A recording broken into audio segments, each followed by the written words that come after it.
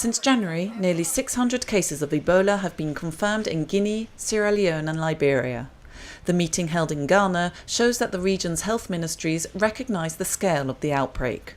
Working in all three affected countries, MSF hopes that this awareness will convert into concrete action because the outbreak is far from under control.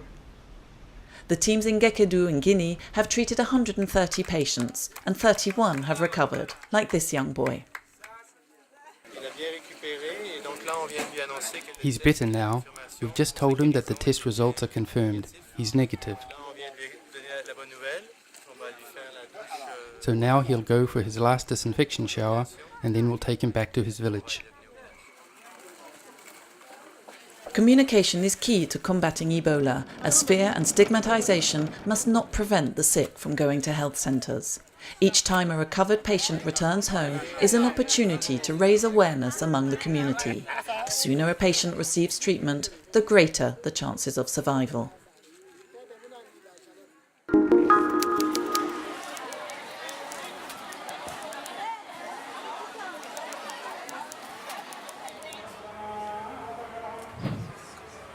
It's prayer time here in PK5 district. Several thousand Muslims are living around the central mosque in what used to be one of the capital's major trading areas.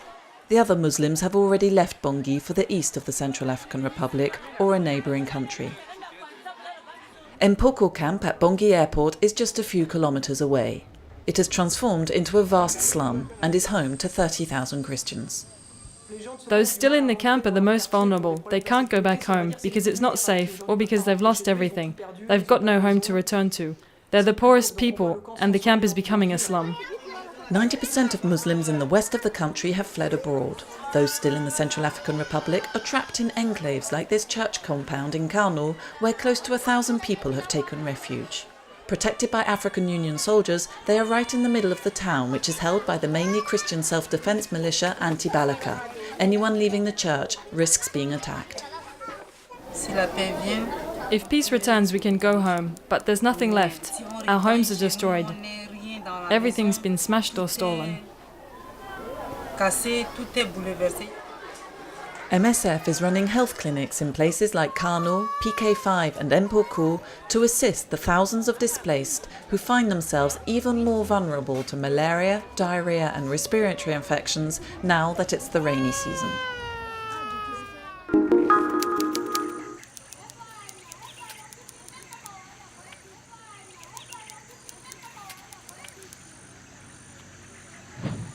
Four MSF staff members were abducted during an assessment of healthcare facilities in Kamango. 1 year later, MSF is still without news of Chantal, Philippe, Richard and Romy. Their names have been added to the long list of people who have gone missing in North Kivu. On a des preuves de vie indirectes via des prisonniers de guerre. We've had indirect proof of life from prisoners of war or former hostages who have told us that our colleagues are still alive. Dans tous les cas, depuis le premier jour, une équipe de cellules de crise. From day one, we have had a crisis team unit doing everything in its power to find them and bring them home to their families. Les collègues et organiser le retour auprès des familles. There are thought to be several hundred people being held hostage in North Kivu. Military operations have enabled the Congolese army to regain control of a number of areas formerly held by rebel forces.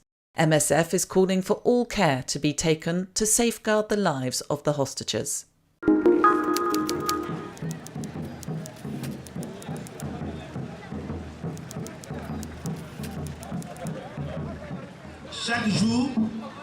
Every day we see people die from a lack of blood. We are here this morning to honour blood donors in Kutiala. In Kutiala in South Mali, MSF teams manage the country's second biggest blood bank. On the 14th of June, they wanted to thank donors for helping them to save lives and raise awareness of the importance of giving blood. To stop people dying from lack of blood, more regular donors are needed. We have 70 to 80 regular donors, people who've given their blood more than twice.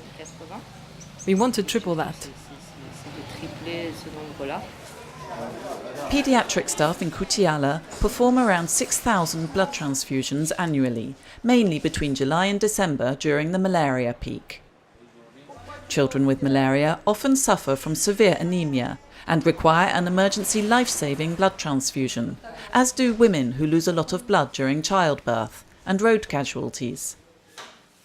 Shortly after World Blood Donor Day, Kutiala residents started coming to the health centre to sign up as voluntary blood donors. Are you going to continue to donate blood? Yes, I hope so.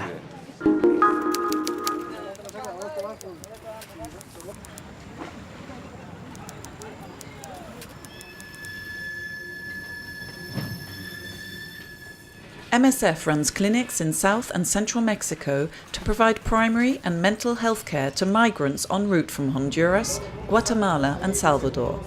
Mostly men, there are women and children too. They've left everything behind to head for Mexico or the United States. It was the threats from the gangs that made me flee my country. They are the reason I left, not poverty. I left because I wanted to be safe. 30 to 40% of migrants from Honduras and Salvador flee the violence they are subjected to back home. But further violence lies ahead during the journey north. Migrants who took part in a survey conducted by MSF repeatedly describe theft, extortion and mugging. We are seeing patients that have been kidnapped, and during this kidnapping has been tortured or beaten nearly every day or forced to work. We are seeing cases of sexual violence that are specifically affect women and minors, both boys and girls. The assistance MSF provides is not enough. The humanitarian visa process needs to be improved and accelerated to offer migrants better protection.